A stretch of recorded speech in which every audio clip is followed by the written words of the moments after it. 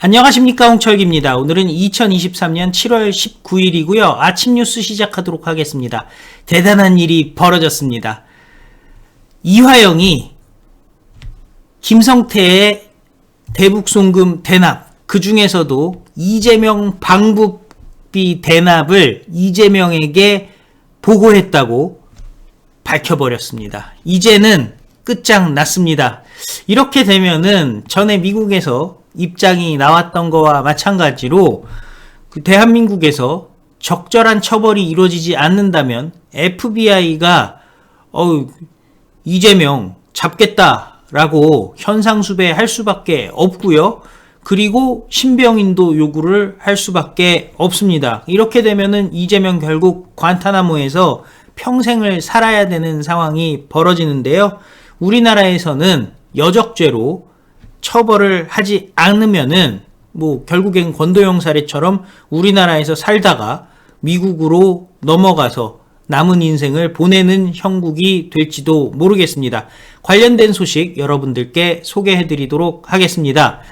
이재명에게 쌍방울의 방북비를 대납했다고 보고를 했다. 이게 바로 이화영이 바뀐 입장입니다. 쌍방울 불법 대북 송금 사건으로 기소된 이화영이 최근 검찰에서 쌍방울이 이재명의 방북 비용을 대납하기로 한 것을 이재명에게 사전 보고했고 이후 대북 송금이 진행됐다라는 취지의 진술을 한 것으로 전해졌습니다. 이 사건은 2019년 김성태가 경기도를 위해 총 800만 달러를 북한에 불법 송금했다는 것인데요. 2019년 1월과 4월 송금된 500만 달러는 이재명 당시 경기지사가 추진했던 북한 스마트팜 개선 사업비를 대납한 것이고, 같은 해 2019년 11월에서 12월 사이 송금된 300만 달러는 이재명의 방북 비용을 대납했다는 게 수원지검의 수사 결과였습니다. 이재명이 경기지사로 재직할 당시 핵심 측근이던 이화영은 그동안 본인의 혐의는 물론 이재명의 관련성도 부인해 왔지만 대북 송금 중 300만 달러에 대해서는 이재명에게 사전 보고를 했다는 진술을 한 것으로 전해졌습니다. 검찰은 나머지 500만 달러에 대해서도 이재명에게 보고를 했는지 여부를 수사 중인 것으로 알려졌는데요. 보고가 중요한 이유는요. 보고를 받았다는 것은 지시를 했다는 것과 똑같은 얘기입니다. 보고를 받고 침묵을 했다는 것도 암묵적 지시고요. 그런 거 하면 안 되죠 하고 적극적으로 반대를 하고 보고에 대해서 승인을 해주지 않았다면은 모르겠지만은 지금 상황에서는 보고를 받았다는 것은 네, 그렇게 하세요랑 똑같다라는 얘기입니다. 앞서서 이재명은 쌍방울이 자신의 방북 비용으로 300만 불을 대납했다는 의혹이 불거지자 헛웃음이 나올 정도의 사실 무근이다라고 주장했습니다. 하지만 이화영이 이재명의 관련성을 인정하는 진술을 하면서 이 사건이 새로운 국면을 맞게 됐다는 관측이 나오는데요. 이화영이 이 같은 진술을 한 것으로 알려지면서 법조계에서는 검찰이 이재명에게 제3자 뇌물 혐의를 적용할 것이라는 관측이 나왔습니다. 실제 검찰은 그 부분을 검토 중인 것으로 전해졌는데요. 쌍방울로부터 대북사업 지원 청탁을 받고 그 대가로 쌍방울이 북한에 거액을 제공하도록 했다는 겁니다.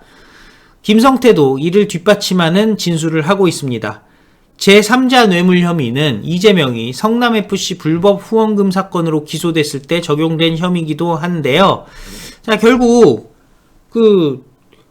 이재명이 김성태에 대해서 직접 돈을 받은 것이 아니라 김성태가 북한에다가 돈을 갖다 주고 이재명은 방북할 수 있게 되는 것이고, 당연히 김성태는 대북 사업을 지원을 받을 수 있도록 청탁을 한 것이고, 제3자 뇌물죄 3쿠션의 아주 정확한 삼각편대의 그림이 딱 그려지는 거죠.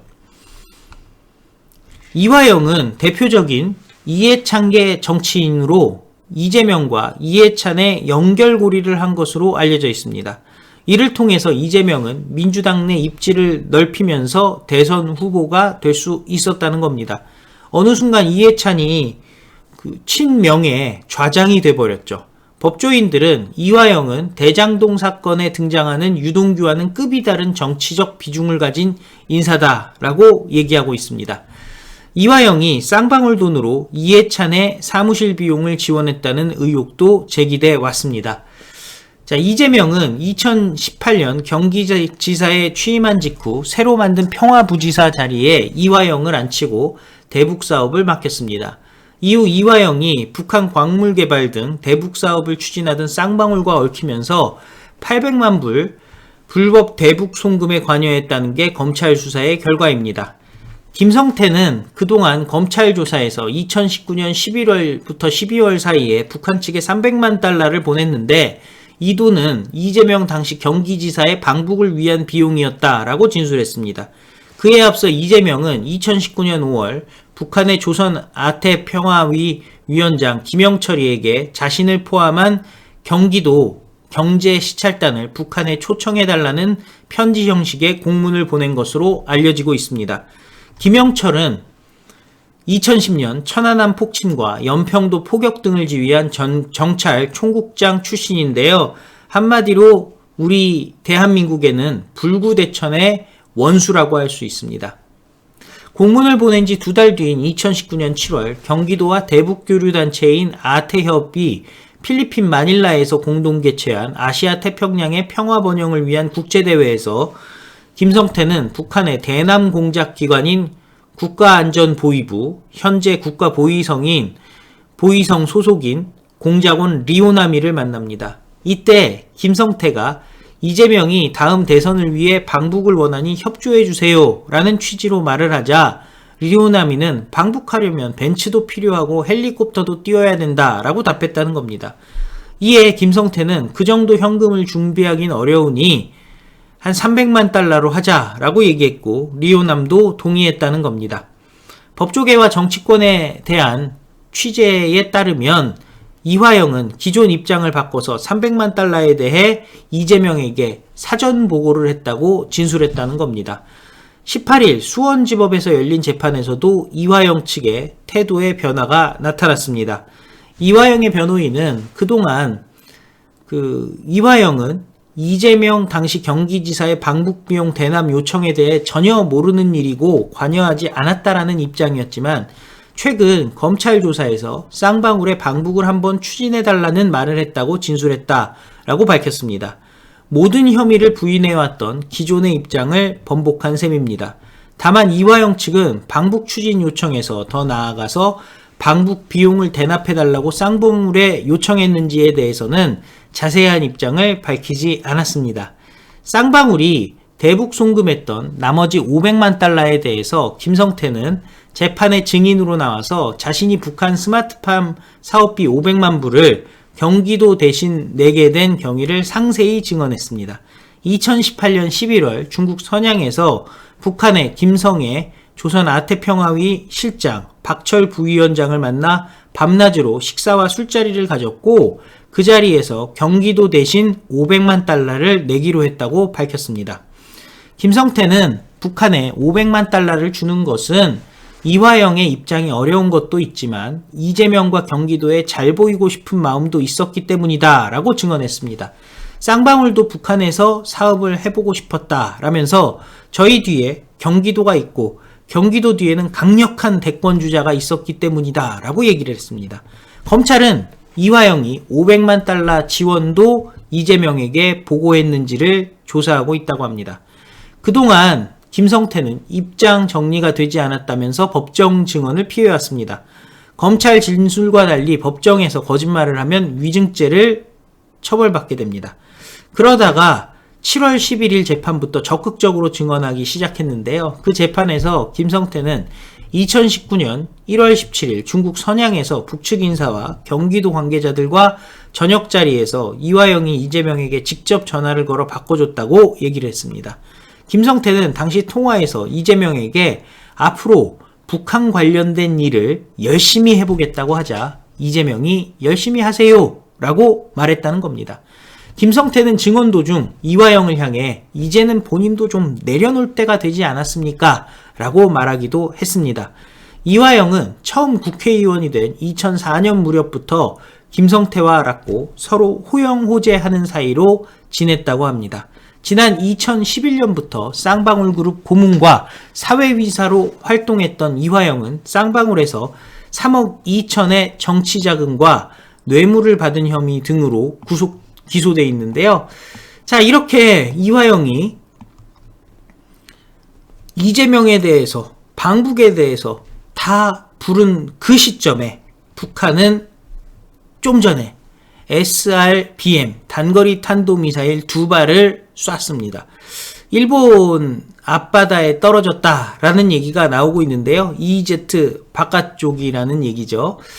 자, 그런데 미국의 그 핵 잠수함이 부산항에 입항한 부분, 그리고 한미 핵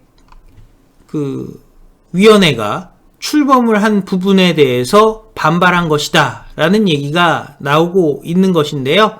자, 그럼에도 불구하고 이인영이 세력들이 종전선언 결의를 추진한다, 여러 가지 얘기들이 나오고 있습니다. 흔들고 싶어서 흔드는 거죠.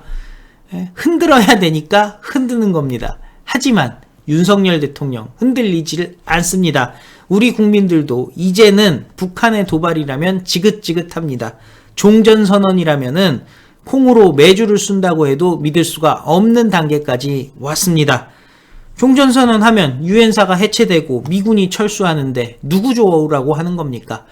자, 결국 북한에 돈을 보냈던 자들, 미국에서 신병인도를 하기 전에 대한민국이 확실하게 처벌을 해야 될 줄로 생각을 하는데요. 자, 9월 김명수가 그만두고 나면은 모든 게 다 뒤바뀌지 않겠습니까? 자, 그리고 사법부도 명예를 걸고 이재명이 죄가 있다면 처벌을 해야 되는 겁니다. 제대로 처벌하지 않는다면 미국에서 입장을 나타냈었죠. 말레이시아나 싱가포르와 한국은 다르다고 믿는다. 처벌 수위가 낮으면은 이재명 신병인도를 요구할 텐데 이거 감당할 수 있겠습니까? 그렇기 때문에 여적죄로 이재명을 처벌해야 되는 것이